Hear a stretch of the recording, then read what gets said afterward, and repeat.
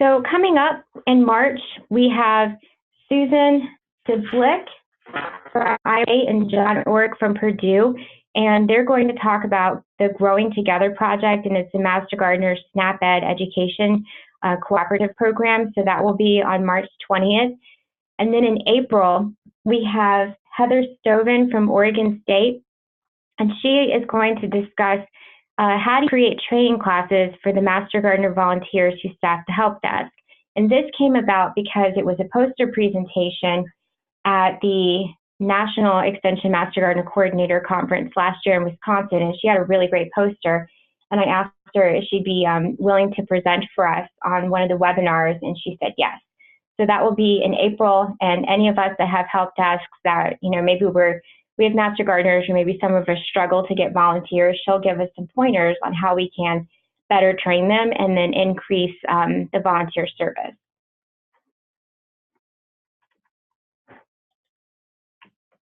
Okay. All right. Bear with me. Let's go to the next slide. Okay. Before we get to the state, a couple other announcements.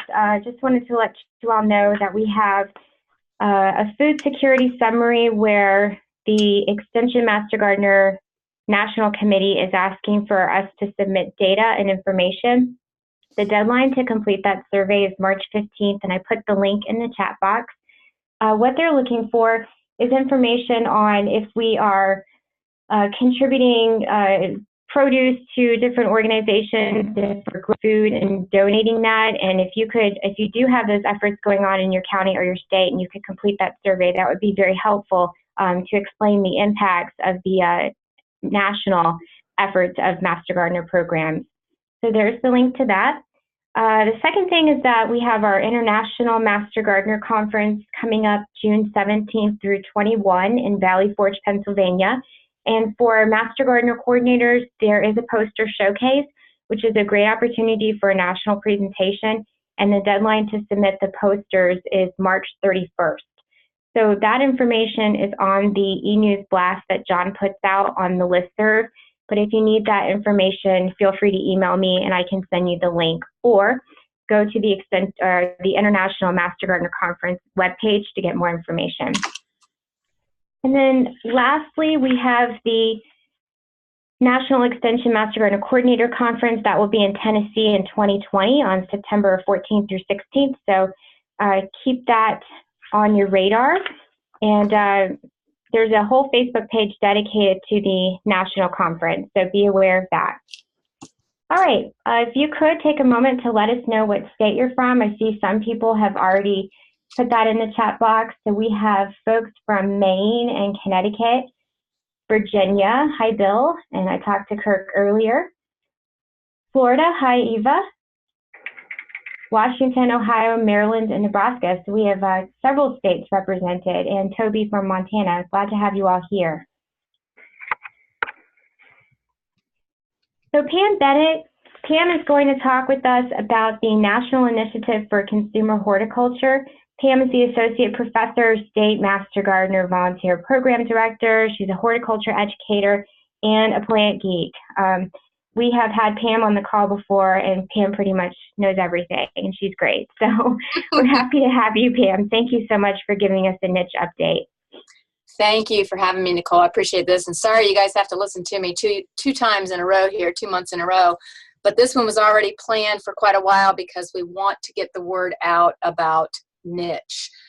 So I see a few of you shake your head yes or no if you're familiar with the NICH initiative. I know several of you aren't on the screen, but just let me know. Are you familiar? No? Not familiar? Hi, Kirk. No? Yes? Familiar? Not familiar with NICH? All right, good. NICH is very important to you as a Master Gardener Coordinator, as a program educator in horticulture. NICH has to do with your job and accountability, and I'll tell you why I connected to that as we finish the program today. So NICH is the National Initiative for Consumer Horticulture, NICH for short, and the website's consumerhort.org. We'll get into that a little bit more, but I'm going to give you a little bit of a background about the history of how we got to where we are today and what we are doing today to really make this effort a success. Okay, so Nicole, I hope we don't have this trouble again, right? I hope not. There might be a little bit of a delay. Let me see. See if you can go through now. There we go. Got it? All right. Okay. Yes. Thank you. So what is NICH? So back in 2015, a group of people met in Washington, D.C. and started talking about and bemoaning the fact that nobody values consumer horticulture. We know it's important. I'm preaching to the choir today in terms of the importance of consumer horticulture, but we need to make sure others, stakeholders, funders, other people know about the value of consumer horticulture. So we started brainstorming options and opportunities for how we can make consumer horticulture stand out in front of people and a leader in terms of our industry. So a bunch of people got together from academic, from universities, from business, from nonprofits, just everybody focused on horticulture, and started to create this unified voice to talk about the benefits of consumer horticulture. The goal is to promote the benefits of what we do, plants, gardens, landscape, and so forth. But if you look at our industry, it's a $196 billion industry, and it creates $2 million jobs. That's a lot. That's a lot, yet we still don't feel like we have the respect when it comes to horticulture.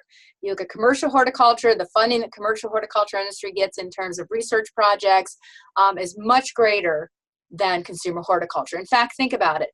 When was the last time you remember a consumer horticulture program in your state getting funded for research? Something in terms of plant varieties for tomatoes, peppers, variety trials, something that really affected the consumer directly, pesticide trials for consumers. That's not where the money is usually put in terms of funding. And if you look at the right, the infographic on the right, it talks about, we developed this, it talks about how consumer horticulture is so valuable to our economy. Okay, I just hit it. Pam, I've got a notice on my screen that it says that it's waiting for you to control the screen. So I have to do something special? I don't think so. I think, did you just do that? Yep, I just used my mouse there. So let me try the mouse instead of the page down key and see if that works. Okay. Right, let's see if that works. All right, so as I mentioned, this is an initiative that has a lot of components, and I'm going to try today to make it a little bit more clear for you because there are many working components to this whole effort. As I mentioned, college and universities, that's probably the primary group of people that are really focused on this at this time, but we also have government, we have extension, we do have industry, and industry is the area right now that we're trying to grow considerably. We have a few nonprofits and associations that are also involved, and then public gardens. So it's pretty much everybody that touches the entire consumer horticulture industry. And at one point in time, we had a discussion in terms of what actually is consumer horticulture. Where does it begin? Is it the stone on the hill that gets chopped up and broken up into landscape pavers? Where does consumer horticulture actually begin? So consumer horticulture in itself is a very broad category of horticulture. Okay, let's try this again. There we go. I think I've got it with the mouse.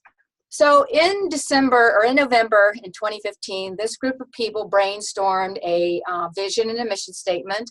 This is our vision to get people to increase gardening participation, and this is according to National Gardening Association statistics. We took those statistics and said by 2025, we want to be at 70 to 90%. That was our vision that we developed. And then we also developed a mission to grow healthy world through plants, gardens, and landscapes. And this took, as you know, with strategic planning and brainstorming, we took several months to do this. And then we met again the next year in Denver, Colorado, and really hammered this out to develop the mission and the vision.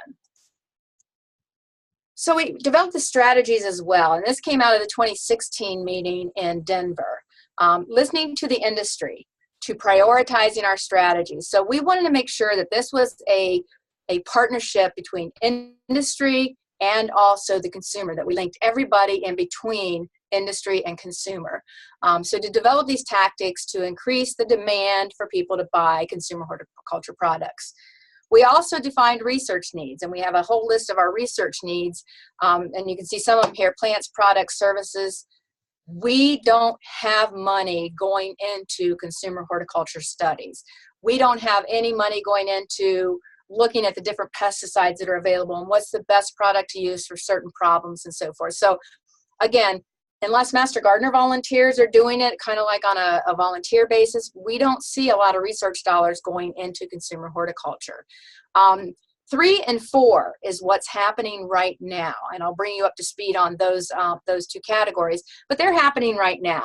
We are in the process of refining our strategies, refining our tactics and priorities in order to move forward with this plan. So number 3 is almost done.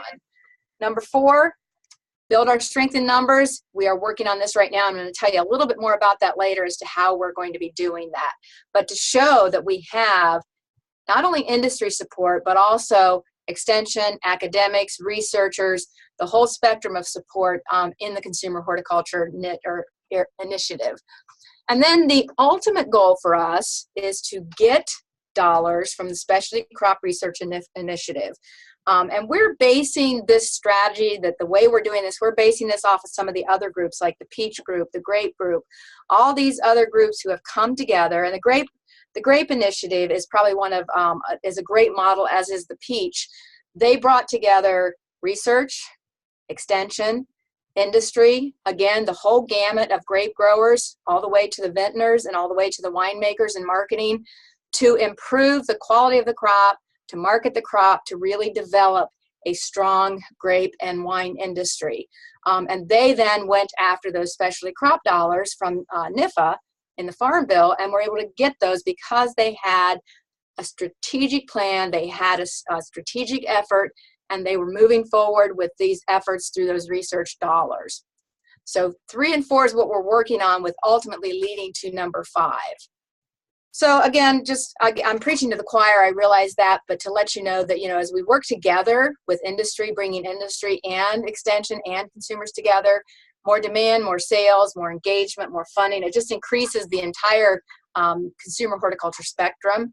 Efficiency, power, impact with decision makers. If you'd ask a decision maker what consumer horticulture is, if you'd ask a stakeholder at the government level what is consumer horticulture, they may have a challenge telling you what exactly consumer horticulture is. In fact, when we had our meeting in DC the very first time in 2015, we really moaned and groaned and really worked on what is consumer horticulture. We all know that it's the best term that describes what we do, but we also know that it's the worst term because people don't know what consumer horticulture is. And until we come up with a better terminology, we're stuck with consumer horticulture. But to make people more aware of what it is and what it means to people, a comprehensive research. And the social, economic, and environmental benefits is something I'm going to be talking more about here shortly.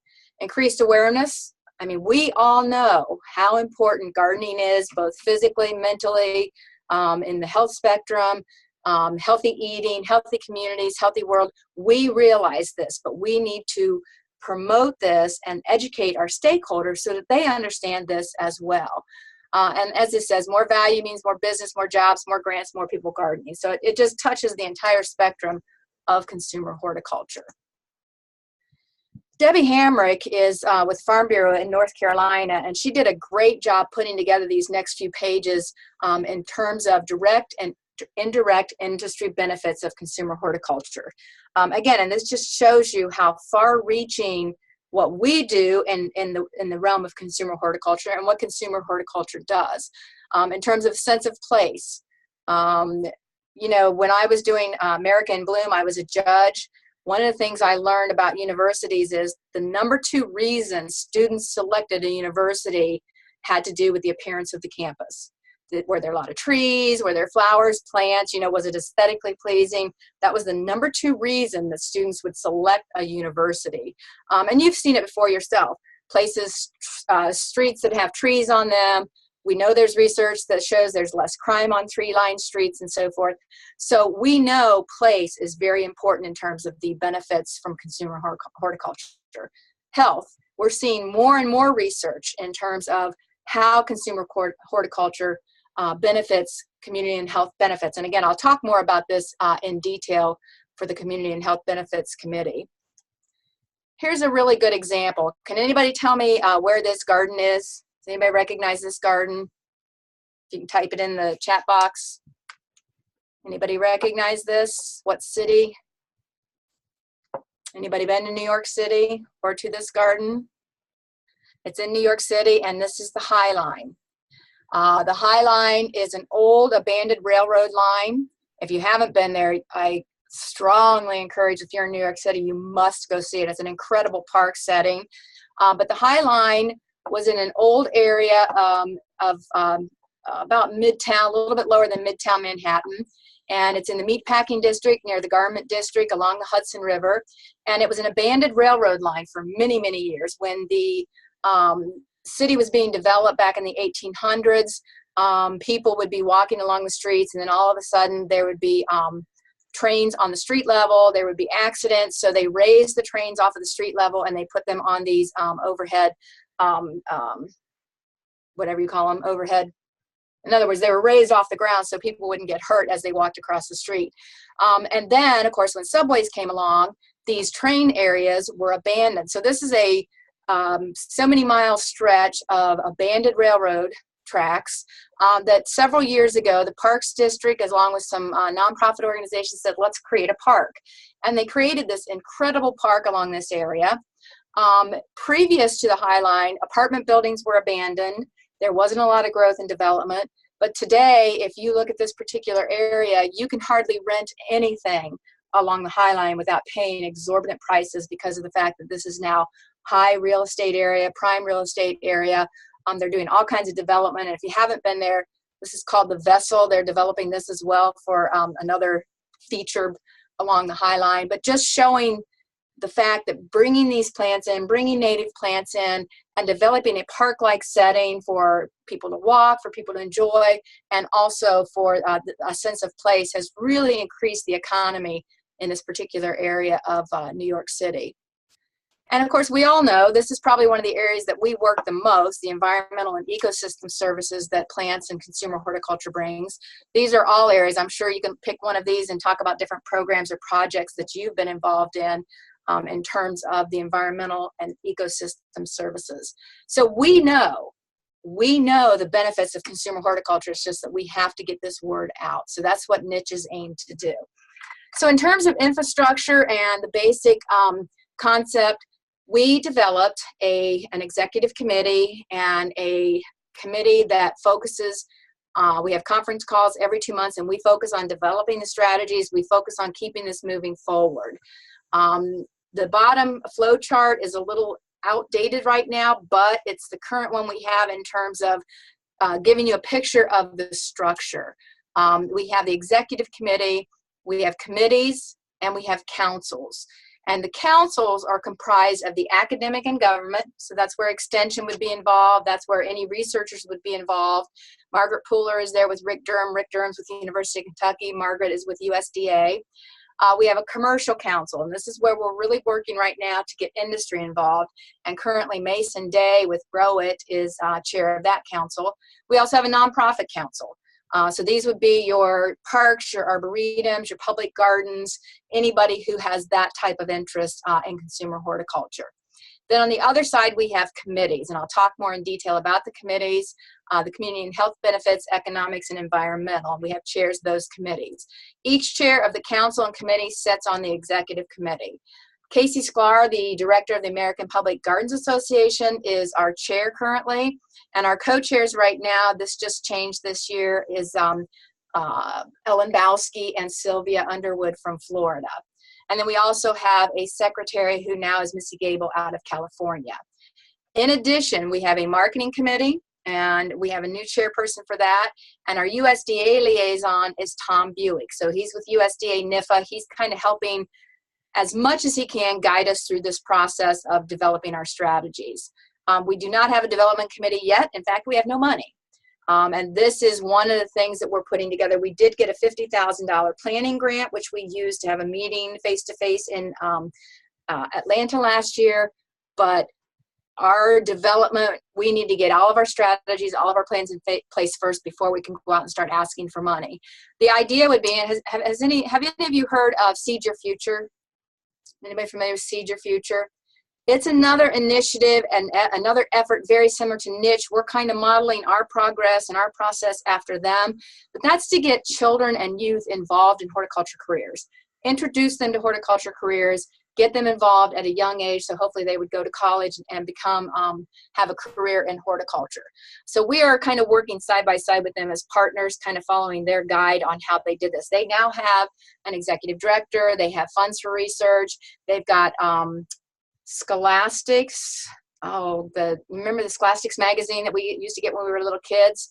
Scholastic magazine sponsors them and has put in multiple dollars to help them get information into the hands of 3rd and 4th graders in terms of horticulture careers. So this is very similar, kind of side by side, parallel to what we want to do as well. So our executive committee meets every 2 weeks. We have conference calls and we discuss our strategies, our business plan, and we try to move this forward. In terms of our committees, as I mentioned, Debbie Hamrick is in charge of the economic benefits. We developed these goals and objectives in Washington, D.C. and in Denver, Colorado. We've refined them within the last 2 years. I'm not going to read these. You can read these on your own, plus you'll have the PowerPoint to look at. But the goal for economic is to recognize consumer horticulture as the driver of the agricultural economy. And I'm sure in many of your states, consumer horticulture is a huge part of that ag economy, but it's not really talked about very much. In fact, we had the director of agriculture, our first woman director, came in last week to our county for a listening session, and they talked about farming, they talked about water quality, they talked about all this other stuff, but not once did they talk about horticulture. And horticulture is a huge industry here in Ohio. So again, I hate to say we're kind of like the Rodney Dangerfield. We don't get respect. But there's just that lack of knowledge about what consumer horticulture provides. Gail Langoletto is the chair of the Environmental Benefit Committee, and they're looking, of course, at the natural resources, also to educate, provide research and so forth in that area. And again, I'm not going to read through these, but that committee is doing a great job. They're putting together some infographics that I'll talk a little bit about here in a minute, to talk about the economic or the environmental benefits, rather, of consumer horticulture. And then I'm chair currently of the Community and Health Benefits Committee. We used to be called the Social Benefits Committee because we talked about the social benefits of consumer horticulture, but everybody kept thinking social. Does that mean, you know, the preparing the party and the food and all that kind of stuff? And we decided, no, it really is more about community and health benefits. You can see a list there of some of the people that are on the committee. What's really important about these committee efforts is that we do bring in not just extension, but also industry, nonprofits. We try to bring in as many different people as we can so that we have a real broad view of what consumer horticulture is in terms of community and health benefits. These are our goals: cultivating healthy, connected, and engaged communities. We are looking at the nutritional, the physical, the psychological, and social benefits of consumer horticulture. One of the interesting things that we found, our first job or first task was a literature review. And during that literature review, we discovered that there's a lot of research going on in terms of the community and health benefits of consumer horticulture, but they're not in our discipline. Horticulturists are not doing this research. The nutritionists are, the doctors are, the horticulture therapists are, psychologists. All these other disciplines are leading the research in the area of the value of consumer horticulture. So here again, people see the value of it and they're touting the value of it to their research, but we're not providing leadership in this research on consumer horticulture and health benefits. So that was kind of an eye-opener for us, and that was kind of helping us with our gap analysis to see what research was out there and what are we missing. We're also going to provide these policymakers with scientific information that supports these benefits. Again, we know it. We're tree huggers. We love trees. We know the importance, but that's all they look at us sometimes is, well, you're a tree hugger, and that's great. But once Davey Tree Service started putting a dollar value on trees in terms of their economic impact, their impact in terms of sequestering carbon, their environmental impact, once dollar values were assigned to these trees, all of a sudden stakeholders started listening. So that's the kind of research that we're looking at, is how do we convince them that money needs to be put into research on consumer horticulture because of these benefits. So as I mentioned, we got a $50,000 planning grant from NIFA to bring people together face-to-face, and we did that last June in Atlanta. We had 3 big ideas that we wanted to develop the strategies for. One was to grow consumer horticulture. One is build unified engagement across the consumer horticulture spectrum. And then the third one, which is our final goal there, is to ensure federal and/or state funding for the research, for the projects that we want to do. And this was really good. We had about 75 people. We really hashed out strategies under each of these 3 ideas. And right now, as I said, our committee is in the process of developing those strategies. For example, with our Community and Health Benefits Committee, we're looking at growing consumer horticulture, and this will affect you very soon. We are looking at an internal campaign where our first goal is to get state coordinators involved. And when I say internal campaign, basically we are asking people to join this effort by going to the website and joining and signing up to receive the newsletters and to show their support. So we're going to be sending out, when I say we, I'm talking about our committee and the Extension Master Gardener National Committee. We'll be contacting all state coordinators and asking them to sign up for the NICH effort. Once we get them on board, then the next tier is for them to help us engage you folks as county coordinators in this effort as well. So we will do webinars, we'll educate you, we'll give you more information about how this can benefit your programming and get you to sign up and support the NICH effort. Then our ultimate goal would be to get our Extension Master Gardeners signed up so that eventually we have them out there trained and teaching people about the value and about the benefits of consumer horticulture. So this is our specific committee's effort on internal engagement. And then along with the state coordinators and the extension path, looking at academic faculty. Our research faculty at all the universities, getting them aware of the effort and getting them engaged and signed up for the NICH effort as well.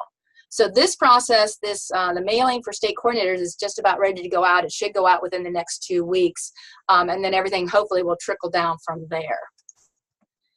We are going to do an external campaign. We have not determined what this is yet. The internal campaign comes first. Our external campaign would then be to the consumers, getting consumers involved in understanding the value. Maybe it's a Facebook campaign, a social media campaign. There are a lot of different ways we've been brainstorming about this, but one of the things we're really looking at before we start the external campaign is to make sure we have our evaluation tools in place. Before we start raising that awareness, what are we going to evaluate when we start, promoting consumer horticulture? There's a resource for you that you can use right now in your programming. If you go to consumerhort.org, that is our national homepage. We've got all these different things at the top. Strategic plan, you can see the goals, you can see more information about the organization, and I'll talk about the Join Us page here in a minute. But if you click on Plants Do That, it will take you to our infographics. And we have some really high quality, well-designed infographics that we want you to use. We want you to get these in people's hands. For instance, we're doing a heart walk this weekend with our hospital and our extension office. These are going to be handed out because it talks about our hashtag, Plants Do That, where we heal, where we learn. The other 2 are where we live and where we work. So they're very good graphics. The back page of the graphic has all the research, all the literature review, or the literature citations, but this is all information about the value of plants. And these are, as I said, they're outstanding resources. They've been picked up by media sites. Media sites are contacting us and saying, hey, can we use this information in our, our news articles? It's good information for you to copy, print, send out to your volunteers, have at home shows, garden shows, whatever you're doing for this next year, have these in your hand and start distributing them because they're very good infographics. Gail Langoletto and the Environmental Committee is also developing infographics on pollinators, on water quality. So watch for some of those to come out in the very near future as well. Some of the niche supporters that you can see here, this is not up to date. We are working on, again, branching out and bringing in as many supporters as we possibly can get. The marketing committee is working with the economic committee to develop a campaign to bring in industry. So Community and Health Benefits Committee, we're working on academic extension research. We also need to work on engaging industry. So right now they're putting together a campaign on how we can go out and bring all people in the industry, from the arborists to the turf guys to the landscape contractors to the stone people. How do we get all of them under this big tent that we call consumer horticulture? So how can you help? Well, number one, I would ask that you take these infographics and use them. As I mentioned, they've been used many places. At least I've been using them many places, but you are welcome to use them. We can also get you the information you need to have them printed in signs, or posters rather, or in flags or banners, whatever you'd like to do. We can get you the details, the information on getting these printed. Join the effort, and I'll show you where at the end of this how you can sign up and get involved. Be part of the committees. If you're interested in any of those committees, let me know and we can get you hooked up with one of the committee chairs. Tell other people about it. Tell other coordinators in your state about this. Contact your state coordinator. Make sure they're aware of it, because they are going to be getting a letter very shortly in terms of getting involved in this themselves. Get involved with the committee or council. Recommend someone who should be involved. So as you're doing programs, put this information in your programming to let people know that there is this national movement in terms of consumer horticulture. If you go to the website and go to the Join Us page, you'll find this form to fill out.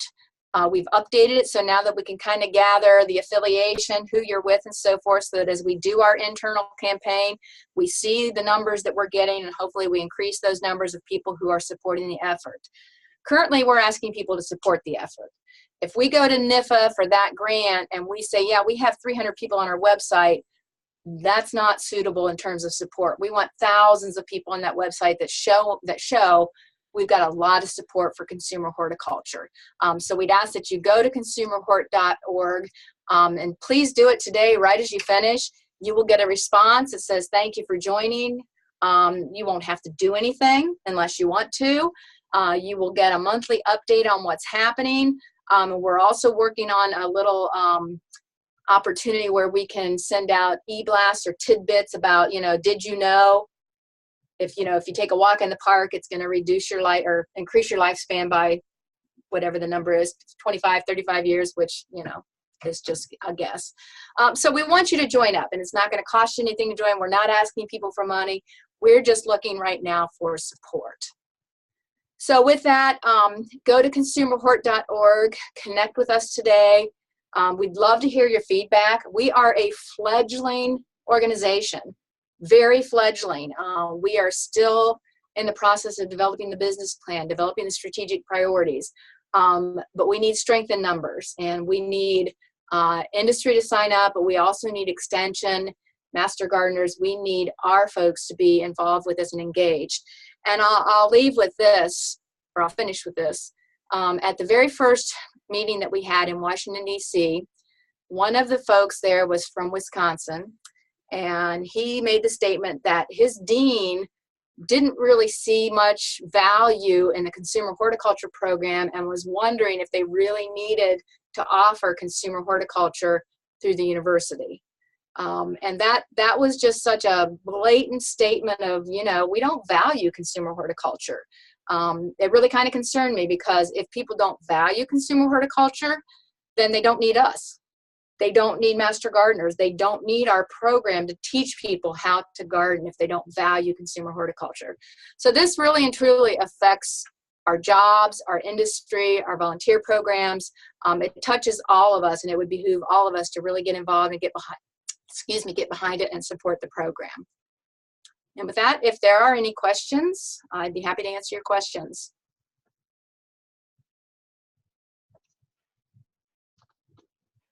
Crickets? This is Nicole. I'm wondering if anyone has ideas on how they might be able to use those infographics in their existing programs. If you want to unmute your phone or type in the chat box, that would be great. And I guess, Pam, do you know how many people are participating in the initiative right now? Right now, we only have about 400 on our mailing list. Okay. So we're really focusing on this internal and external campaign to get people, as I said, under that consumer horticulture tent, because it's really important that when we go for funding, we can say, look, we have 5,000 people on this mailing list, 10,000 people who are supporting this initiative. That's going to be really important.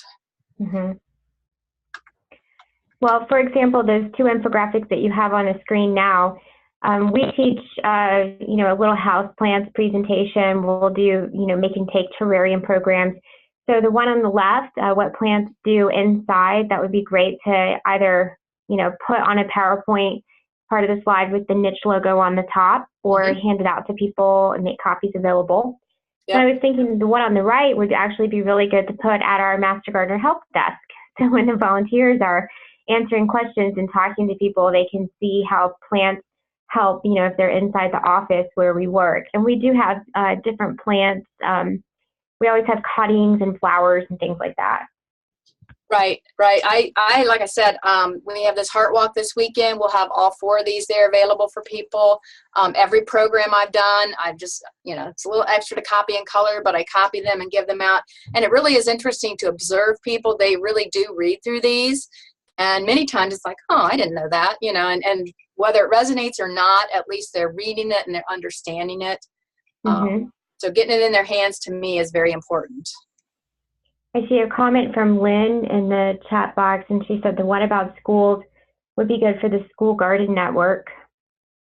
Yep.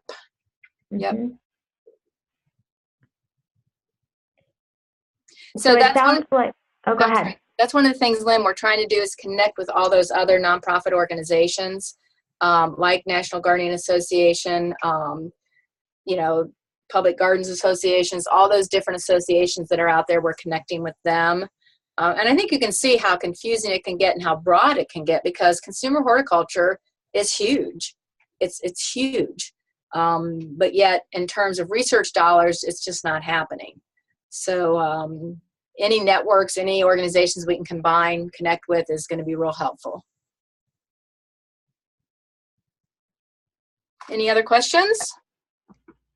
I just had a comment. We have a local group in Florida that's industry related. It's called the Florida Nursery Growers and Landscape Association, and they do similar graphics. I don't remember what they've updated in the past few years, but I've seen one where, you know, it might be a large daisy and it has kind of an infographic like this where it's got facts and QR codes about plants, because, you know, that's coming from industry and they obviously recognize the importance of consumer horticulture. Yep. So, you know, sometimes there might be some organizations like that within your state that have similar resources that you could use, but it sounds like they would benefit from being a part of NICH too. Right, and we're encouraging garden centers. We had one garden center make posters out of these to put in their garden center in Cincinnati, Ohio. So industry associations, anybody that you're working with, have them use these. If they want to pull information from them, if they want to do an article about one of these, you know, it's all right there for them to use. We want them to use them.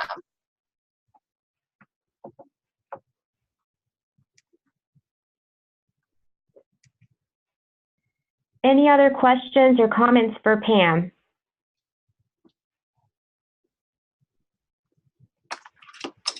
All right, Nicole, thank you for your time. You're welcome. I'll post a link to the infographics on the webpage. We're recording the webinar, so the link to the webinar will also be recorded.